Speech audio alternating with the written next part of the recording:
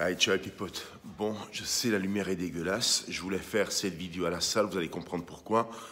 Mais j'ai tellement de trucs à faire aujourd'hui, des trucs vraiment importants, que j'ai pas envie d'aller à la salle, perdre mon temps à revenir et tout ça. Donc je la fais rapidement d'ici. Et j'espère surtout que je vais arriver à la faire d'une traite pour pas devoir faire du montage et perdre mon temps, comme je disais. Ok? Bon. Alors, cette vidéo, en fait, je la fais pour Picard. Ouais, revenez pas en arrière, j'ai bien dit Picard et pas Pinard. Ok? Bon, Picard, si tu veux être intelligent et faire du contenu intéressant sur ta chaîne YouTube, eh bien, comme on dit en marketing, la mauvaise pub, c'est aussi de la pub. Tu vois? Eh bien, tu utilises le peu d'exposition que tu viens d'avoir, même si ce n'est pas dans le bon sens, eh ben, pour en faire quelque chose de positif et d'intéressant. Alors, écoute-moi bien.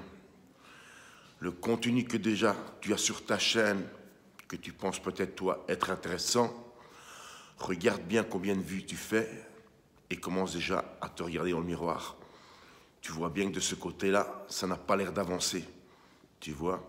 Bon, évidemment, on pourrait se diriger vers le facile, commencer à raconter de la merde et clasher les gens, et t'amèneras que de la merde. T'amèneras que des connards, t'amèneras pas des gens qui s'intéressent au bodybuilding ou à ce que tu fais. T'attireras que des petites commères et des petites concierges, tu vois. Alors, ce que tu fais, à partir de maintenant, ben, tu changes de direction, tu ouvres une nouvelle ligne de vidéo à partir de zéro, et tu dis, ben voilà, au jour d'aujourd'hui, je suis à ce stade-là, au niveau de ma musculation, ok, et à partir du jour d'aujourd'hui, par vidéo, à intervalles réguliers, eh ben, je vais vous montrer ce que je connais de l'entraînement, de la nutrition et des produits sans tricher, en disant exactement ce que tu prends sans se la raconter. Parce que si tu commences à raconter des couillonnades, tu vas de nouveau attirer que des connards qui n'y connaissent rien, mais qui en parlent tout le temps. Tu vois, quand tu dis la vérité, ben, tu auras des mecs qui s'entraînent, qui prennent éventuellement ou pas aussi, mais qui s'intéresseront et regarderaient ce que ça donne. Eh ben, l'évolution de ces vidéos, c'est très simple. Ben, tu vas montrer ce que tu manges, comment tu t'entraînes, ce que tu prends comme produit. Tu n'as pas besoin de faire des lives d'entraînement. Tu prends des séquences d'entraînement comme moi je fais. Il y a donc intervalles réguliers avec les dates. Ben, tu montres comment ça évolue. Et là, tu vas attirer des gens parce que là, tu vas voir et tu vas montrer que c'est des trucs intéressants. Les gens veulent voir, les gens s'intéressent aux anabolisants, même les rageux, mais au moins, ils verront que, anabolisant ou pas, il faut aller à la salle faire le taf, et alors ça marche. Tu vois? Eh ben, si tu fais ça, tu vas devenir intéressant. Si tu continues comme tu es parti là et tu vois pas que ta chaîne n'avance pas, ben, tu n'avanceras pas. C'est aussi simple que ça. Pour réussir sur YouTube, et réussir, je parle juste en termes d'exposition, ben, faut montrer des trucs intéressants, pertinents. Si tu fais comme les autres, tu imites les autres, tu vas nulle part. Quand tu imites les autres, tu resteras toujours qu'une copie des autres et rien de plus, tu vois. Maintenant, pour tout le monde et pour les petits potes, je vais expliquer rapidement un petit peu le business YouTube en termes d'entrée financière, tu vois. Les gens, quand ils rentrent sur YouTube, ben, ils s'imaginent qu'il faut faire des vues et beaucoup d'abonnés pour gagner de l'argent. Déjà, il y a un paramètre important et c'est une vérité. Quand vous faites des vidéos en français, vous allez attirer majoritairement, surtout si vous habitez en Europe, des Français, tu vois. Alors, si vous venez sur YouTube pour gagner de l'argent, d'accord, vous allez vous adresser à des Français. Déjà, il faut savoir quelque chose de fondamental, et je le redis pour la deuxième fois, c'est une réalité. Vous avez affaire à des crevards, des gens qui ne veulent pas payer, des gens qui veulent tout pour rien. Pourquoi? Parce que ce sont juste des crevards, parce que la France, le système français, vous y a habitué. En France, vous êtes un pays d'assistés et l'assistanat, c'est le sport national, tu vois. Et rien que pour ça, les gens n'ont pas envie de payer parce qu'ils ont l'habitude de recevoir du gratuit, tu vois. Et c'est comme ça que ça marche là-bas, ok. Alors, si tu veux faire de l'argent sur YouTube, déjà, il faut commencer par faire des vidéos pertinentes et intéresser les gens et montrer que tu sais de quoi tu parles. Et dans ce thème-là, bah, c'est un truc à vendre, on sait qu'on va l'acheter à quelqu'un qui sait de quoi il parle. Ça, c'est comme ça. Alors, YouTube, avec beaucoup d'abonnés, beaucoup de vues, ça ne veut pas dire beaucoup d'argent. Pas du tout même. Moi, avec mon ancienne chaîne, et on a souvent moqué là-dessus sur JVC, hein, au niveau de l'argent et tout ça. Sur l'ancienne chaîne, souvenez-vous, j'avais 8000 abonnés. D'accord? Et bien, sur ces 8000 abonnés, ce qui me rapportait le plus, parce que je suis quand même monté jusqu'à 286 000 forints, ce qui en Hongrie est une fameuse somme. C'est par exemple le salaire d'un étranger qui travaille dans une multinationale.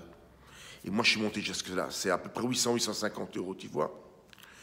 Et cet argent, je ne l'ai pas gagné grâce à 8000 abonnés. Je l'ai gagné grâce à une moyenne de 58 abonnés qui payaient les souscriptions. C'est aussi simple que ça. Et ça me rapportait tous les mois de 500 à 850 euros. Tous les mois, tu vois, avec seulement 1000 abonnés. Il y a des gens qui ont, je ne sais pas moi, 100 000 abonnés monétisés et qui font même pas, je ne sais pas moi, 50 euros par mois, tu vois. Évidemment que les clics et les vues, ça rapporte aussi, parce que quand j'avais 8000 abonnés sur cette chaîne-là, vous vous souvenez que je produisais beaucoup de vidéos, donc j'ai généré beaucoup de vues. Et l'un dans l'autre, ça faisait aussi de l'argent à la fin du mois.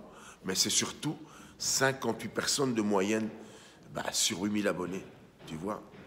Et je vais en revenir un petit peu à cette histoire d'assistanat en France pour vous raconter un petit truc. Vous savez qu'en France, les soins, ils sont gratuits. Tu as un problème, tu vas à l'hosto, on t'arrange ça, tu vois. Ici en Hongrie, par exemple, depuis 2012, c'est-à-dire ma dernière date de travail officiel ici en Hongrie, eh bien, étant donné que je ne travaille plus, donc plus de salaire brut, plus de cotisation, eh bien moi, je n'ai pas de sécurité sociale, tu vois.